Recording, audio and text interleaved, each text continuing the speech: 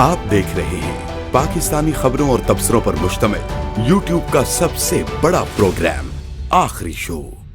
बिस्मिल्लाहिर्रहमानिर्रहीम। अस्सलाम वालेकुम नाज़रीन, इरफान हाशमी आपको प्रोग्राम आखिरी शो में लंदन से खुशामदीद कहता हूं और अमेरिका से हमारे साथ मौजूद हैं शाहीन सबाई साहब। सर अस्सलाम वालेकुम। जी इरफान, वालेकुम अस्सलाम। सर बहुत सारे चर्चे हो रहे हैं और एक कमेंट हमें आज मौसूल हुआ और उन्होंने कहा कि जनाब, जिस मकसद के लिए आपने शो का आगाज़ किया था कि लोगों पर क्रिटिसाइज़ करेंगे, मीडिया पर क्रिटिसाइज़ करेंगे, शोज़ पर क्रिटिसाइज़ करेंगे, वैसा कुछ हमें नज़र नहीं आ रहा। तो मैंने कहा पहले प्रोग्राम स्टार्ट करने से पहले इसका जवाब आपसे ले लें। सर हम स्लो जा रहे हैं कि आहिस्ता आहिस्ता ज़रा वार्म अप हो रहे हैं? जी जी जी, बहुत शुक्रिया आपका। देखिए, बिल्कुल हमने कहा है कि हम मीडिया को भी क्रिटिसाइज करेंगे। जो मीडिया में लोग गड़बड़ करते हैं, जो मीडिया में लोग डंडियाँ मारते हैं, उनको पकड़ेंगे। तो ये हमारा एजेंडा तो बिल्कुल है और इसमें हमें आज बल्कि हमारे दोस्त रऊफ क्लासर साहब ने भी फ़ोन पे बात हो रही थी, उन्होंने कहा कि जी आपके प्रोग्राम ने तो बड़ी हलचल मचा दी है, लोग बड़े परेशान हैं कि जी अब किसका नंबर आएगा, ऊँट की दीवारी है।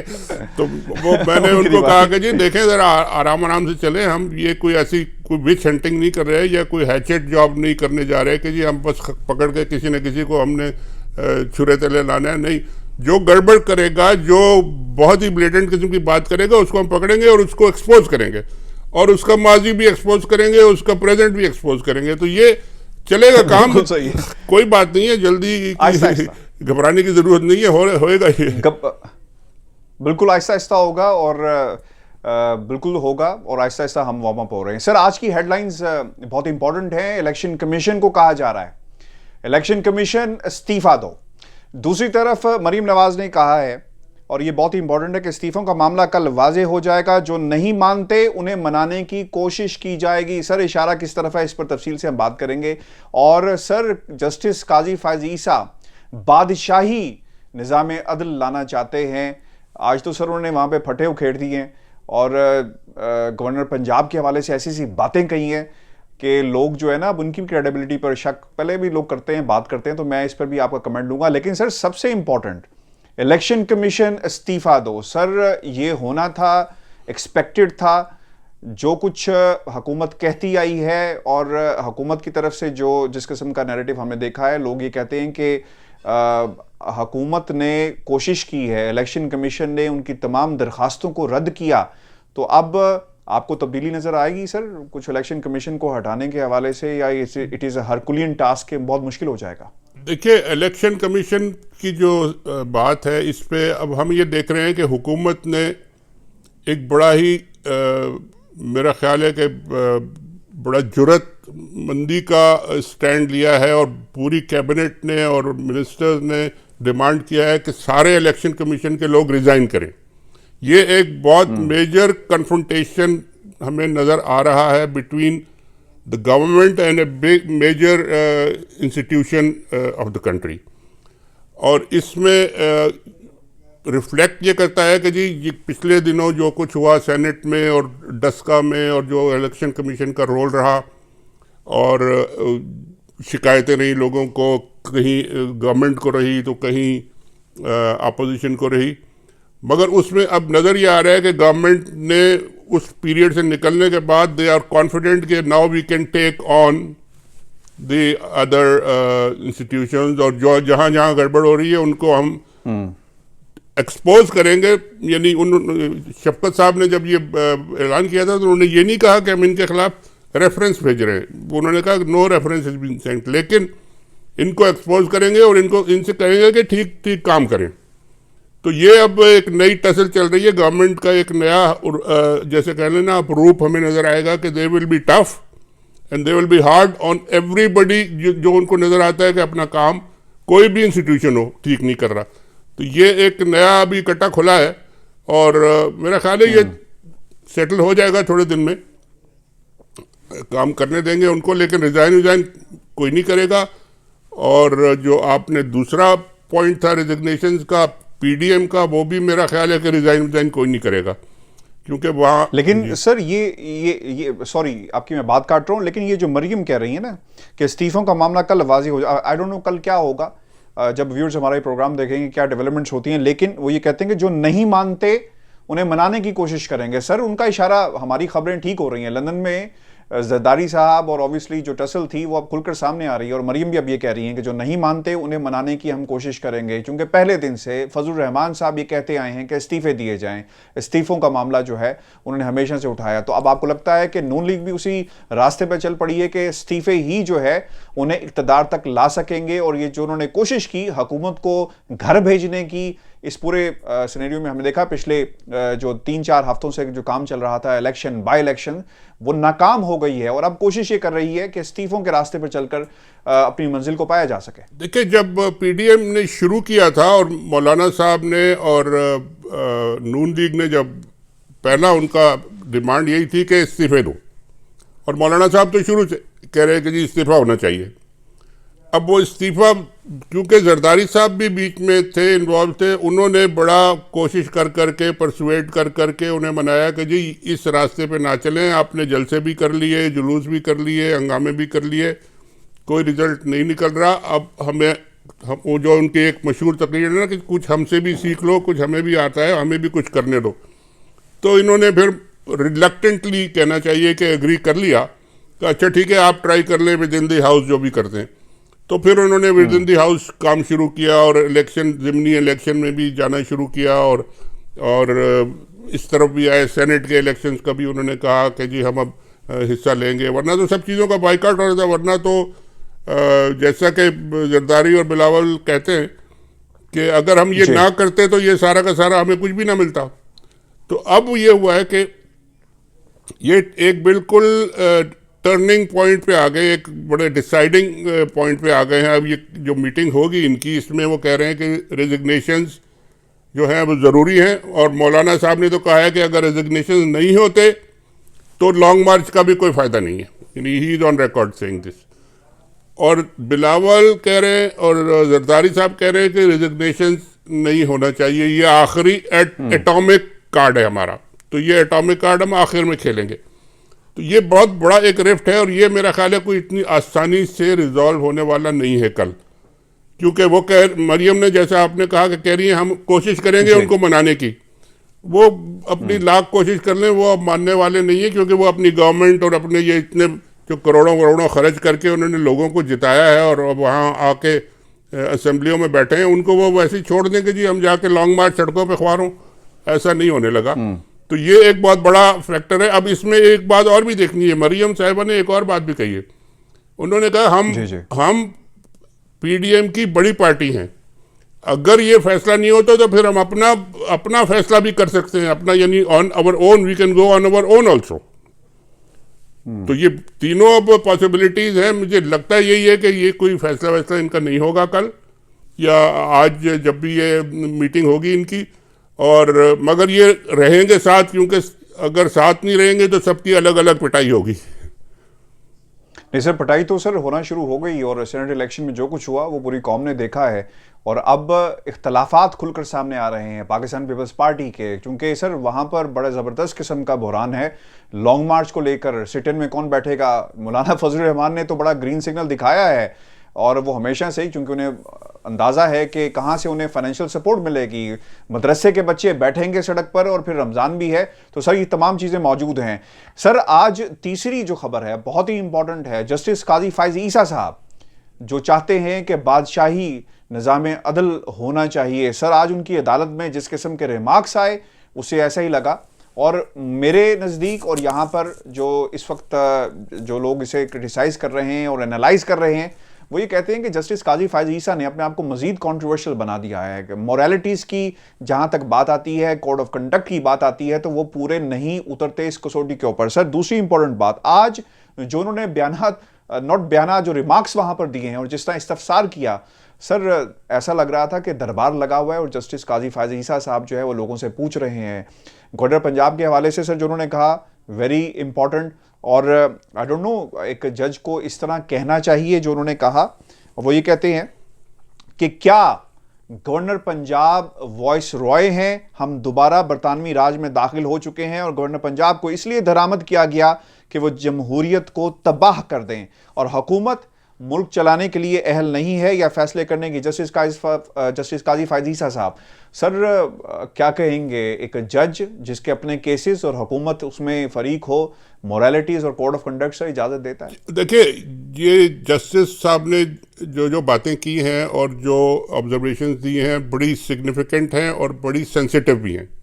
अब हमें अंदाज़ा मुझे नहीं है कि कौन सी चीज़ जो है वो क्या कंटेम्प्ट ऑफ कोर्ट में आ जाती है या नहीं आती है, या उस पर क्रिटिसिज्म करना या उस पर ऑब्जर्वेशन देना, कमेंट करना ठीक है।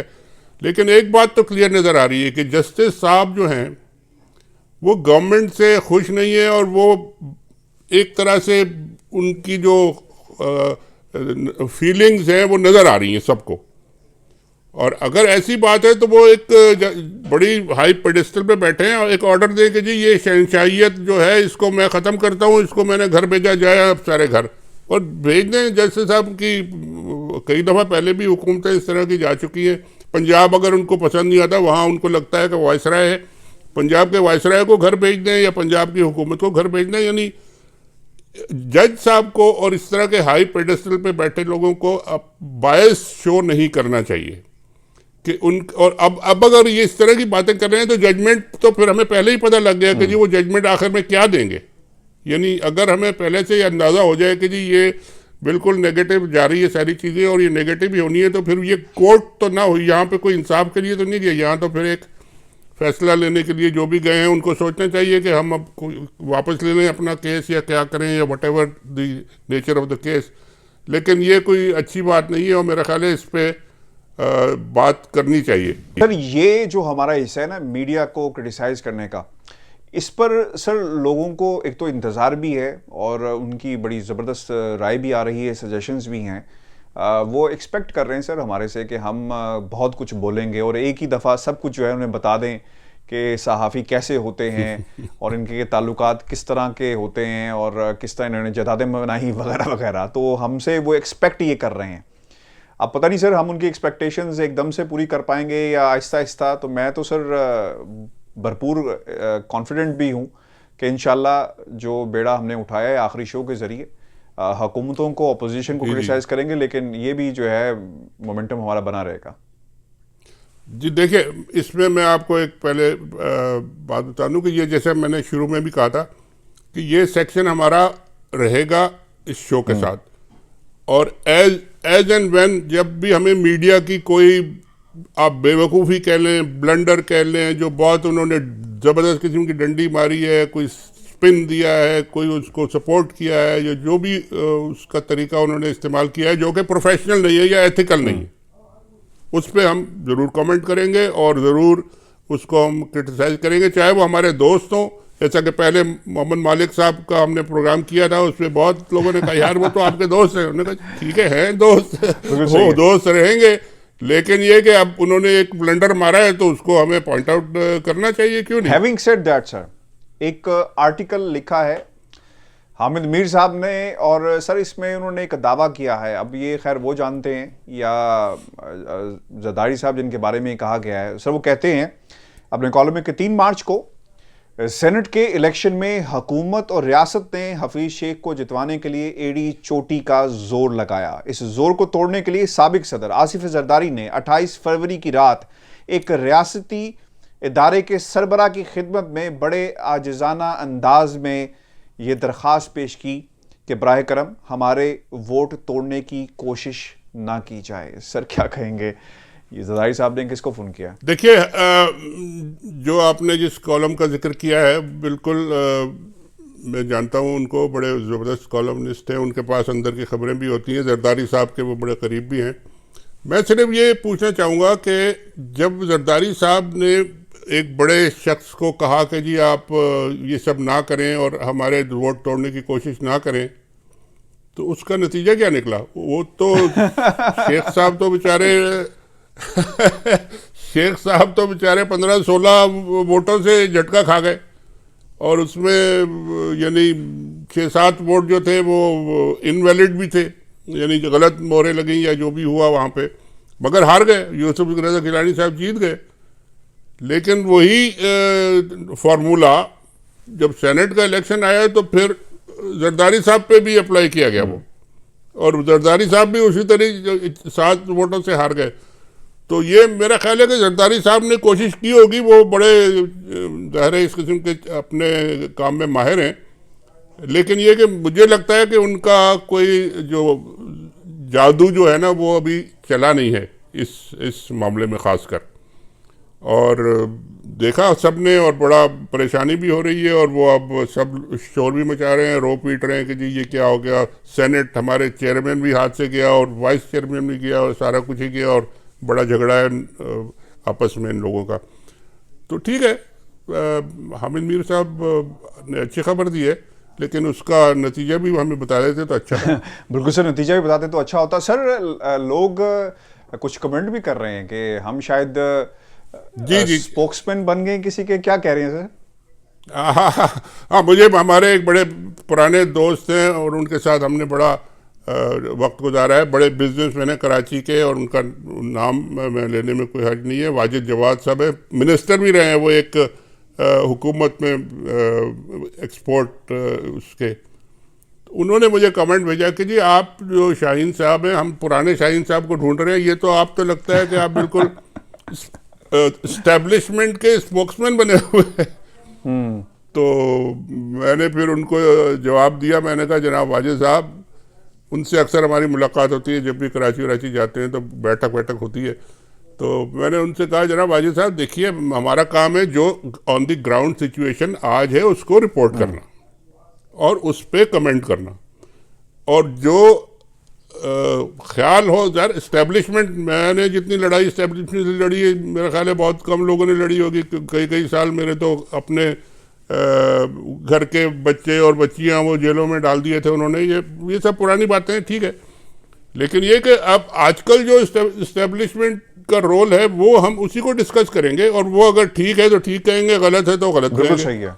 अब इसको हम कमेंट उसमें कंपेयर नहीं कर सकते पुराने और, क्योंकि अगर मैं एक दफ़ा एस्टेब्लिशमेंट के खिलाफ था तो इसका मतलब है कि हमेशा रहूंगा या हमेशा उनकी फेवर में रहूंगा, नहीं। जो आज की सिचुएशन है वो आज की सिचुएशन है, जो आगे आएगी उसको फिर आगे देखेंगे। सर वो आपकी वेबसाइट के ऊपर बहुत कुछ शायद वो लोग नहीं जानते, you have written a lot against Musharraf time, और मुशर्रफ के बहुत सारे इक़दाम आपने लिखे भी, और मेरा ख्याल है कि उसका रेफरेंस भी ताकि लोग पढ़ सकें। देखिए मैं आपको बताऊं, मुशर्रफ के ज़माने में तो I was only one who created a newspaper on the web, the first internet newspaper Pakistani media का। ये आपको मुझे ऑनर है ये। और वो इतना पॉपुलर था कि मुशर्रफ साहब ने 2-3 दफ़ा न्यूयॉर्क आके अपनी पब्लिक स्पीचेस में उसका जिक्र किया और कहा ये देखो हमारे खिलाफ यहाँ से बैठ के ये काम कर रहे हैं। तो उसका इट हैड इफेक्ट, और उसमें सारे प्रोमिनेंट राइटर्स वो लिखते थे सब लोग। उस वक्त कोई फौज के खिलाफ बात नहीं करता था, तो वो that became a popular forum. मगर जब सब लोगों ने बात करना शुरू की तो मैंने फिर उसको बंद कर दिया। मैंने कहा जी अब सब वही बात कर रहे हैं तो ठीक है, सब करें, फिर अब let's go and move forward. तो वो ऐसी कोई बात नहीं है कि कोई परमानेंट कोई इस्टेब्लिशमेंट या प्रो या एंटी है। भाई जो अगर अच्छा काम कर रहे हैं तो ठीक है, अच्छा काम कर रहे हैं, नहीं कर रहे तो उनको बताएंगे कि नहीं कर रहे हैं। किस्सा निस्फ सदी का हमेशा की तरह सर, ये I always looking forward for this segment, और हमारे बहुत सारे जो व्यूअर्स हैं वो भी इंतज़ार कर रहे होते हैं। सर इलेक्शन कमीशन एक महाज हमें नज़र आ रहा है, और धांधली हुई है। इलेक्शन कमीशन हमें कैसा चाहिए, शफाफ इलेक्शन करवा सके, ये नारे आप सुन रहे हैं, मुतालबा किया जा रहा है, और अब तो खैर मुतालबा उनके इस्तीफे तक जो है वो पहुँच चुका है।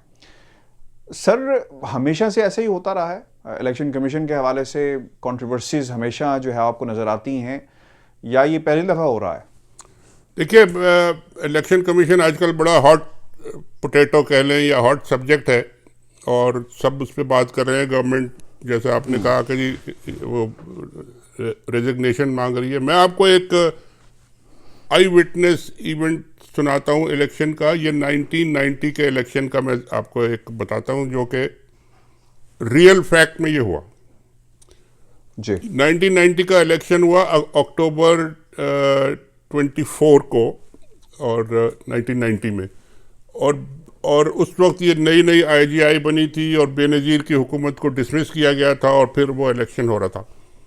तो मैं डॉन की तरफ से, और मेरे साथ नासिर मलिक बड़े सीनियर हमारे जर्नलिस्ट थे, वो हम कवर कर रहे थे इलेक्शन कमीशन। उस वक्त इलेक्शन कमीशन का कोई अपना दफ्तर नहीं था, सेक्रेटेरिएट में उन्होंने 2-3 फ्लोर लिए हुए थे। तो हम लोग गए वहाँ कवर करने। वहाँ उन्होंने पूरा एक हॉल बनाया था जहाँ पे वो बैठ के रिजल्ट्स अनाउंस कर रहे थे और हम लोग भी बैठे थे। तो हम 2-3 लोगों ने, जब वो बीच बीच में गैप आता था रिजल्ट्स में, तो हमने उनसे कहा कि जी आप हमें बताएं कि ये आपको रिजल्ट्स कहाँ से आ रहे हैं, मतलब व्हाट इज़ द प्रोसेस, कैसे ये रिजल्ट आ रहे हैं, पूरे पाकिस्तान के रिजल्ट आप बता रहे हैं, तो how are you getting it, what is the, यानी क्या है, निटी-ग्रिटी क्या है इसकी। तो खैर जब हमने बहुत शोर मचाया तो वो एक ऑफिसर में कह गया, अच्छा जी आए आपको ले जाते हैं दिखाते हैं। तो हमें एक सेक्शन में ले गए। वहाँ एक बड़ा सा दफ्तर था, उसमें सेक्रेटरी साहब का, और उसमें कुछ 10 फैक्स लगे हुए थे। उन्होंने कहा जी ये सारे फैक्स लगे, ये प्रिजाइडिंग ऑफिसर जो हैं ये हमें डायरेक्ट रिजल्ट भेज रहे हैं जो जो उनके यहाँ कंपाइल होते जा रहे हैं, फाइनल होते जा रहे हैं। तो मैंने कहा जी बड़ी अच्छी बात है, तो फिर ये जब आपके पास आ जाता है तो आप हमें लाके मीडिया में बता देते हैं। उन्होंने कहा नहीं, हम इसको एक और फैक्स में भेजते हैं। और ऐसा हुआ कि उसी वक्त जब हम वहाँ मौजूद थे, मखदूम अमीन फ़हीम साहब का रिजल्ट आया सिंध से। अच्छा। तो वो उन्होंने देखा होगा मखदूम साहब का रिजल्ट आ गया, तो फ़ौरन उसको डिले नहीं कर सकते थे, उन्होंने दूसरे एक फैक्स में डाल के उसको भेज दिया। तो हमने कहा जी ये क्या हुआ, आपके पास रिजल्ट आया तो आपने ये कहीं और फैक्स कर दिया, व्हाट इज़ गोइंग ऑन। उन्होंने कहा जी ये असल में प्रेसिडेंट हाउस में एक कमेटी है, उनको हमें भेजना ज़रूरी है। तो वी आर ऑल शॉक्ड। उन्होंने कहा जी क्या मतलब, प्रेसिडेंट मीन्स प्रेसिडेंट गुलाम इसाक खान, और वो कमेटी में इजलाल हैदर जैदी और शायद वो उनके एक और बड़े करीबी दोस्त थे, वो थे वहाँ पे उस कमेटी में। तो मैंने कहा जी ये क्या करेंगे। उन्होंने कहा जी ये देख के तो हमें ये वापस जब भेजेंगे तो फिर हम आपको मीडिया सेंटर में बताएंगे। तो हमने कहा जी ये तो सारा का सारा फिर ये प्रेसिडेंट हाउस में डिसाइड हो रहा है, सारे इलेक्शन क्या कर रहे हैं। तो कहने लगे नहीं ऐसा नहीं है। मैं कहा तो फिर ऐसा ही है, ये तो आप हमारे सामने आपने ये इनका रिजल्ट दिया, और कितनी देर लगेगी इसमें ये भी बता दें। हमारे सामने रिजल्ट आया और उन्होंने भेज दिया उसको, प्रेसिडेंट हाउस को फैक्स कर दिया। तो हम फिर जब देख के हमने शोर शार मचा के जब वापस गए वहाँ, तो 15 मिनट के बाद वो उनका आए और उन्होंने कहा कि जी ये रिजल्ट आ गया और ये बिल्कुल ठीक है और वो इलेक्ट हो गए, जो भी हो गया। तो हमने कहा कि जी अच्छा, तो इसका मतलब है जो डिले हो रहे हैं, रिजल्ट्स नहीं आ रहे, तो वो रिजल्ट्स प्रेसिडेंट हाउस में रुके हुए हैं, इसका मतलब है। क्योंकि आपके पास तो प्रेसिडेंट जो प्रेसिडिंग ऑफिसर थे वो तो सारे फैक्स कर रहे हैं और धड़ाधड़ आ रहे हैं और आप उनको भेजे जा रहे हैं, और you are just a post office, और रिजल्ट के फैसले वहाँ हो रहे हैं। और इलेक्शन जो लोगों ने किया है, जो वोट दिए हैं, वो सारे गए। और नहीं ऐसा नहीं है, वैसा नहीं है। आखिर में फाइनली जब रिजल्ट आया तो 2/3 मेजॉरिटी ऑलमोस्ट, मैंने फिर उसको डॉन में लिखा था, बैनर हेडलाइन छपी थी, आप अगर वो दिखा भी सकते हैं, अगर दिखा सकें। जी सर, चल रहा है सर। हाँ, साथ हम दिखा भी रहे हैं। और IGI को स्वीप किया और बेनजीर वाज राउटेड, पूरी की पूरी इनकी पार्टी। तो वो उस जमाना 1990 में इस तरीके से रिगिंग होती थी सर। और अब शायद दूसरे तरीके हैं, या अब वो वोट जो है वो इनवैलिड हो जाते हैं, या जो भी हो जाता है, जो भी तरीका करना। सर तरीका बदल गया, लेकिन धांधली वहीं पे। और सर यही हो उसी तरीके से रहा है, बिल्कुल चाहती है, ये सही है, चाहती है कि शफाफ इलेक्शन हो, और जब तक इलेक्टोरल रिफॉर्म्स नहीं आएंगे सर, यही जो है वो जंग बिल्कुल ये जरूरी है। हाँ ये जरूरी है, और इलेक्टोरल रिफॉर्म्स आना जरूरी है। और मेरी, बल्कि मैं आपको अभी बताता जाऊँ, मेरे अभी थोड़ी देर पहले प्राइम मिनिस्टर साहब से भी एक मैसेज का एक्सचेंज हुआ। तो मैंने पूछा कि जी अब आपने दोनों सेनेट और हाउस में आपने मेजॉरिटी एक तरह से ले ली है, you can do your legislation, तो आप क्या करेंगे। तो उन्होंने कहा जी as soon as possible within this week हम लिस्ट दे देंगे कि कौन कौन से लॉज हम आके और इसमें कर रहे हैं, और उसमें हम कोशिश करेंगे कि इलेक्शन के लॉज भी आएँ, जितनी इलेक्ट्रॉनिक वोटिंग भी हो सकती है, उसमें बहुत सारी चीज़ें जो बगैर कॉन्स्टिट्यूशनल अमेंडमेंट के हो सकती हैं वो हम करना शुरू कर देंगे, और हम इसमें इंतज़ार नहीं करेंगे, and we'll go ahead with it. तो देखिए, लेट्स होप। सर ये तो आपने सर जाते जाते ब्रेकिंग न्यूज़ दी है, तो पहले देनी थी सर, ताकि चले खैर कोई बात नहीं, आखिर में सही। बिल्कुल सही है सर। व्यूअर्स, ये आज का हमारा शो था। जाते जाते शाहीन से भाई साहब ने ब्रेकिंग न्यूज़ दी है। हुकूमत बहुत सारे, जहाँ पे कॉन्स्टिट्यूशनल अमेंडमेंट की ज़रूरत नहीं है, बहुत सारे बिल जो है वो पास होंगे। ये जो हफ्ता है बहुत ही इंपॉर्टेंट है। आप रिकमेंड्स हमें ज़रूर भेजिएगा, और चैनल को सब्सक्राइब करना मत भूलें। इरफान हाशमी ऑफिशियल के ऊपर आप ये प्रोग्राम आखिरी शो देख सकते हैं। और अगर आपके कमेंट्स हो तो ज़रूर हमें भेजिएगा। मुझे लंदन से, और शाहीन सबाई साहब को अमेरिका से इजाज़त दीजिए। अल्लाह ने कहबान। Thank you.